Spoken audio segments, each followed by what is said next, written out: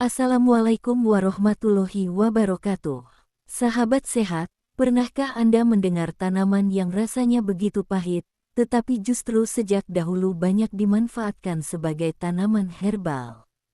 Tanaman tersebut adalah Sambiloto. Sambiloto memiliki nama ilmiah Andrographis paniculata dan termasuk keluarga Acanthaceae.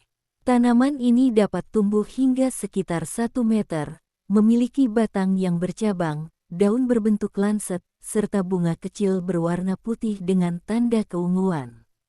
Tanaman ini banyak ditemukan di kawasan tropis dan subtropis Asia, termasuk Asia Tenggara dan Indonesia. Bagian tanaman Sambiloto yang paling banyak digunakan sebagai herbal adalah bagian tanaman yang tumbuh di atas tanah, terutama daun dan batang. Salah satu senyawa yang paling terkenal dari Sambiloto adalah Andrographolidae.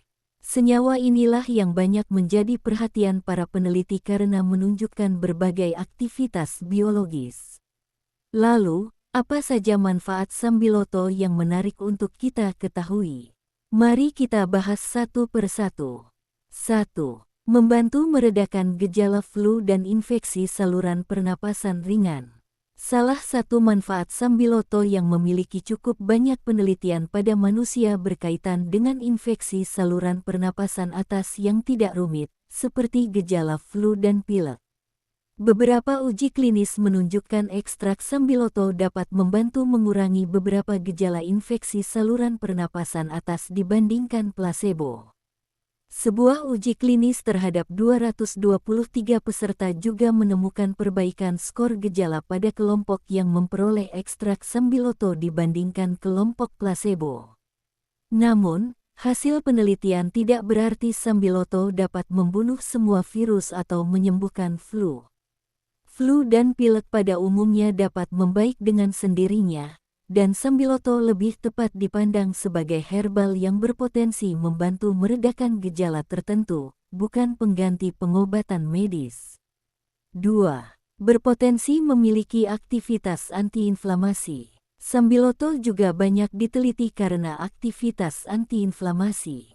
Andrographolidae, sebagai salah satu senyawa utama Sambiloto, diketahui memiliki berbagai aktivitas biologis yang berkaitan dengan proses peradangan. Tinjauan ilmiah mengenai Andrographolidae membahas potensi antiinflamasi dan aktivitas biologis lainnya. Peradangan sebenarnya merupakan mekanisme pertahanan alami tubuh. Masalah muncul ketika proses peradangan berlangsung berlebihan atau berkepanjangan. Walaupun penelitian mengenai Sambiloto cukup menarik, kita tetap tidak boleh mengatakan bahwa Sambiloto dapat menyembuhkan semua penyakit akibat peradangan. 3. Mengandung senyawa Andrographolidae. Kalau berbicara tentang Sambiloto, tentu kita akan mendengar nama Andrographolidae. Senyawa ini merupakan salah satu komponen utama yang banyak diteliti dari Andrographis paniculata. Penelitian menunjukkan Andrographolidae mempunyai berbagai aktivitas biologis, termasuk aktivitas yang berkaitan dengan inflamasi, stres oksidatif, dan sistem imun. Karena itu, Sambiloto menjadi salah satu tanaman obat yang cukup menarik bagi penelitian modern. 4. Memiliki potensi sebagai antioksidan. Sambiloto juga memiliki senyawa yang menunjukkan aktivitas antioksidan dalam berbagai penelitian. Antioksidan membantu tubuh menghadapi stres oksidatif yang berkaitan dengan radikal bebas. Namun, sama seperti tanaman herbal lainnya, hasil pengujian antioksidan di laboratorium tidak otomatis berarti mengonsumsi Sambiloto dapat mencegah penyakit tertentu. Untuk menjaga kesehatan, tetap lebih penting menerapkan pola makan seimbang, cukup tidur, aktif bergerak, dan tidak merokok. 5. Berpotensi mendukung sistem pertahanan tubuh.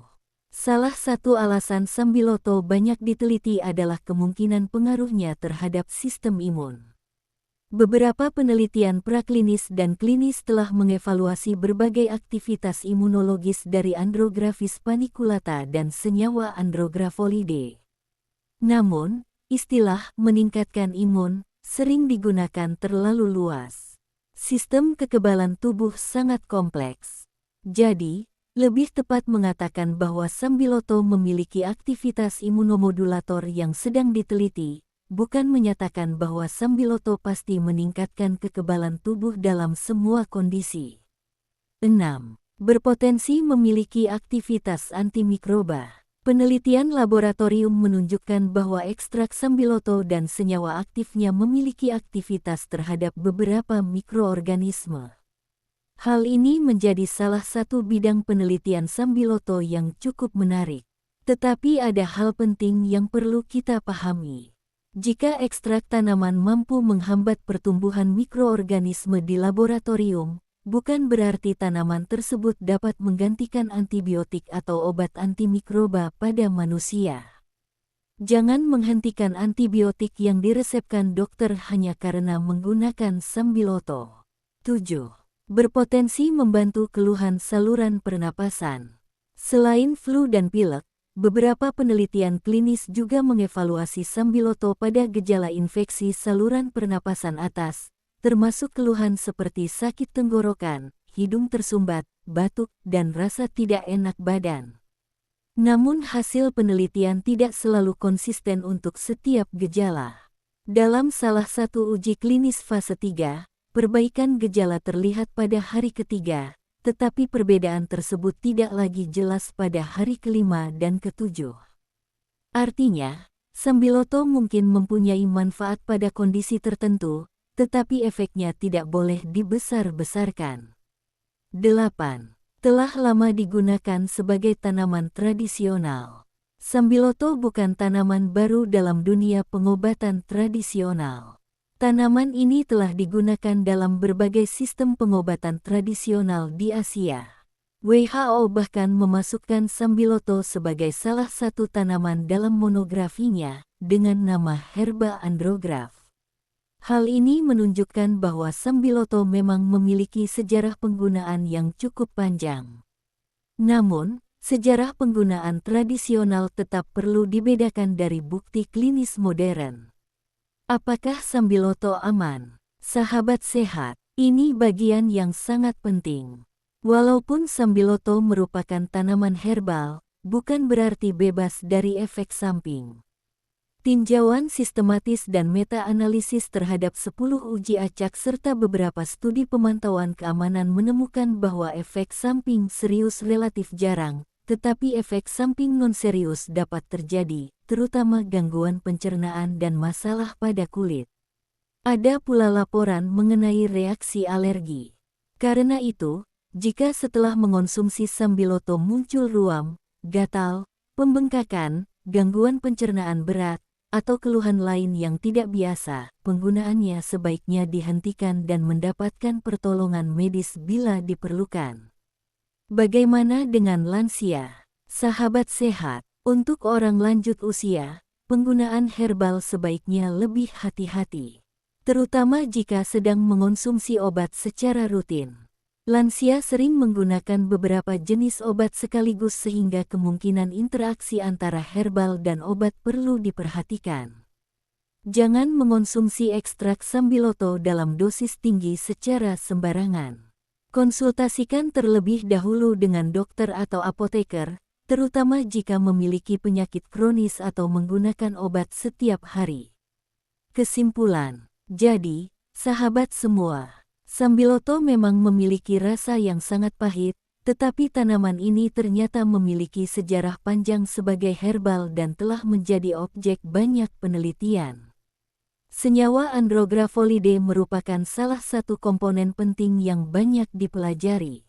Penelitian menunjukkan bahwa Sambiloto memiliki potensi membantu meredakan gejala infeksi saluran pernapasan atas, aktivitas antiinflamasi, antioksidan, antimikroba, serta aktivitas yang berkaitan dengan sistem imun. Namun, kita harus tetap bijaksana. Sambiloto bukan obat untuk semua penyakit. Bukti klinis yang paling menarik saat ini terutama berkaitan dengan gejala infeksi saluran pernapasan atas yang tidak rumit, dan hasil penelitian masih memiliki keterbatasan. Jadi, mari kita mengenal tanaman herbal berdasarkan pengetahuan dan bukti ilmiah. Jangan berlebihan dalam mengonsumsi herbal, dan jangan menggantikan obat yang diresepkan dokter tanpa berkonsultasi terlebih dahulu. Semoga pembahasan tentang Sambiloto ini bermanfaat dan menambah wawasan kita mengenai kekayaan tanaman obat Indonesia. Semoga Allah Subhanahu wa Ta'ala memberikan kita kesehatan, umur yang berkah, dan ilmu yang bermanfaat. Jika video ini bermanfaat, jangan lupa tekan tombol like, share, dan subscribe agar tidak ketinggalan video menarik lainnya. Wassalamualaikum warahmatullahi wabarakatuh.